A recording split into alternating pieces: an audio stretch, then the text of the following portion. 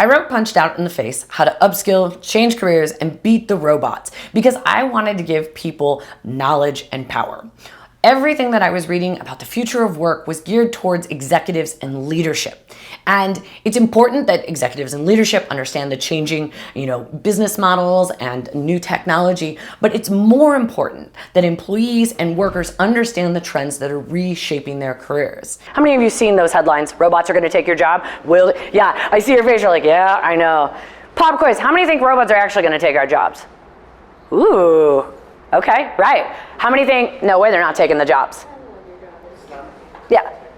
What's that? It's not contextualized. Good answer. And you had said depends on what your job is, right?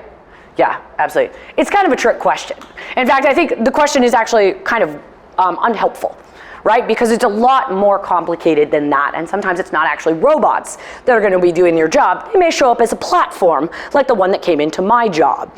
I went, a step further than that in the book too. It wasn't just, here's what's happening in the workplace. I wrote the book to then teach them how to make change, because nobody actually teaches you that. Nobody actually sits you down and says, hey, here's how to change your career path entirely and build new skills. And I wanted to make sure that as we move into this new world of work where we're expected to adapt and change, that employees actually have that information. When you think about changes in the workplace, we might think of like the robots in Amazon. They're bright, shiny yellow things zooming around, or we might think about cashierless checkout, again, with Amazon. Those are examples, but what's happening in the workplace is harder to see. And the impact of that is really that you're going to be finding that some of the jobs are changing, and if you might find that in the next 3 to 5 years, you might go to apply for another job, maybe the next step, and you might not have the skills to do that job. But the other part of this that's really interesting, and what this whole narrative about robots really misses, is the opportunity. Because there are so many more interesting jobs that are coming down the line. Jobs that want people with diverse backgrounds, people that have collected skills over time. Employers are looking for interdisciplinary workers. Any of you guys been in a job where you're like, I have no idea what's next, right? Yeah. A lot of people think that they're the only ones in that, and that's just not the case. It's the companies. It's the companies going, we don't really have a strategy, things are changing, I'm not quite sure, right? And I say, that's fine.